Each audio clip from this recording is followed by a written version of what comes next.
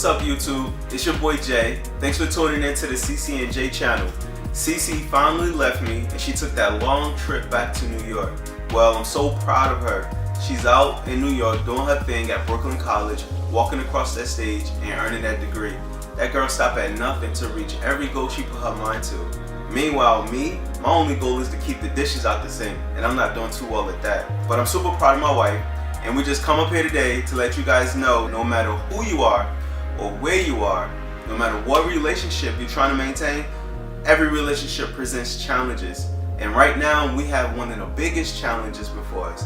It's the distance. I mean, when your husband or your wife is literally on the opposite side of the planet, like 13 hours type opposite side of the planet, you gotta work extra hard to keep a loving relationship. And today, we're just gonna talk about the things that we go through when trying to maintain this long distance relationship and how we overcome it. So stay tuned to the end. We got a huge word of advice for you, and I hope you enjoy it. Hello, happy people, and welcome back to the CC&J show. I'm CC, and I'm Jay. And today, as you can see, this is our first long distance relationship video, and we want to come on here and tell you how it's been for us for the last couple of weeks as a long distance relationship couple. And we must say it has been quite trying and difficult. Yeah. Jay, do you want to take them away with the number one difficult thing So the number one thing that that's like the hardest thing for us, besides being away from each other, is the time zones that we're in. And it's like, whenever CC is getting up, she's like, oh, rise and shine and happy and hey babe and stuff. And then, but for me, I'm just coming off work and I'm just like, oh, don't talk to me. I'm tired. I'm ready for bed. She's like, let's do a video, and I'm like, I'm grumpy, and it's not good. So I was like, listen. And then I'm like, listen, let me get some rest. I'm gonna wake up in the morning. I'm gonna be refreshed and good to go. I'll wake up in the morning and I'm like, oh man, I needed that rest. Babe, come on, let's do a video. I'm good. And I'll be like, I'm tired. Yeah, and then she's just now getting in from work and stuff. And then, you know, and she's like, don't talk to me. It's been a long day dealing with public transportation and stuff. And I'm just like, we're never going to be able to get this thing to go. Communication is very tough, very, very tough. You know what else makes communication tough? The videos itself, it gets all like pixely and stuff. And then like the connections go bad or whatever. Like right now it's raining. Yeah. And we were trying to talk. Oh my God. Right. We could be like cracking jokes. One of the great things about technology is that you have Messenger, you have Tango, you have all these great things. The bad thing about technology is that the pixels are like horrible. Sometimes the connection goes bad. The connection is bad and it's just like annoying, and then you don't get over your point efficiently and it causes like problems.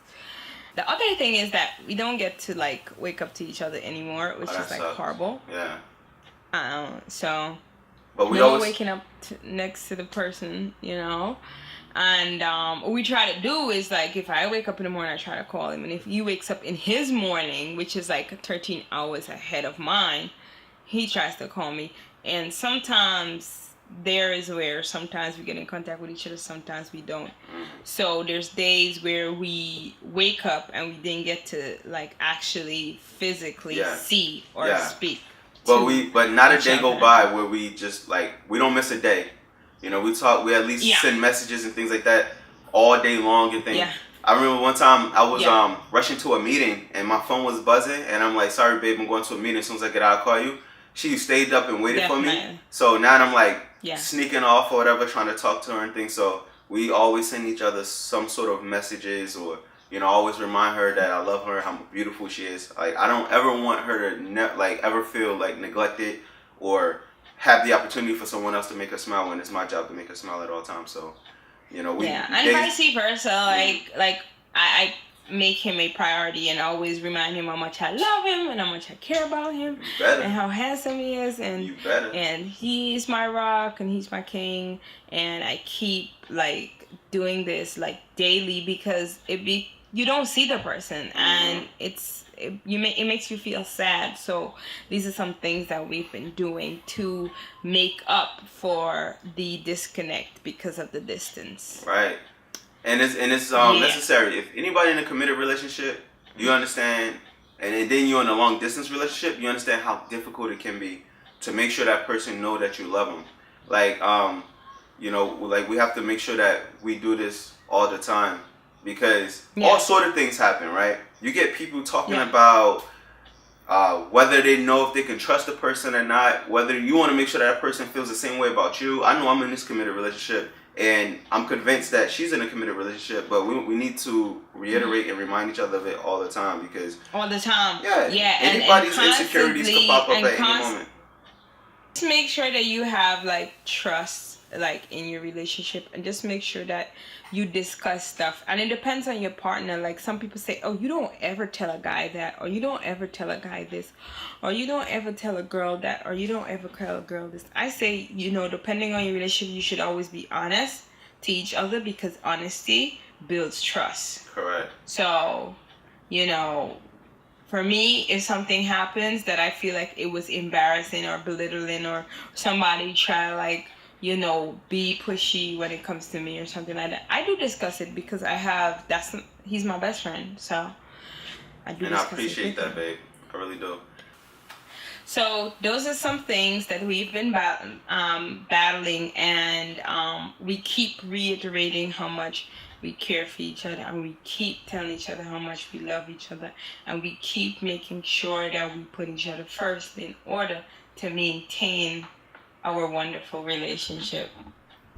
So, in closing, we want to say it's important for you to have trust, honesty, and for you to always remind your partner about how much they mean to you. So whatever it is that you want to see in your community, in your neighborhood, you want to see in your life, in your family, in your relationship, you got to be it.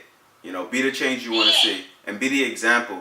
It's going to be difficult. A lot of people are not going to understand what you're trying to do, what you're talking about, because it's new to them, or they don't see everybody else doing it.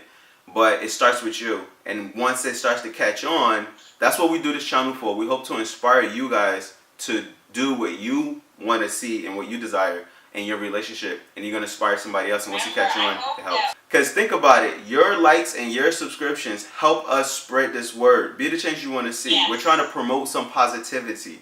And if people come onto our channel and see how many people have been watching our videos or liking it, then they're going to feel compelled to like it as well. Because they're going to say, oh, you know what? Everybody else messes with them, so then let us do it too. So we need you. It starts with you. You can be a leader just by liking our video or subscribing to our channel. So, thank you.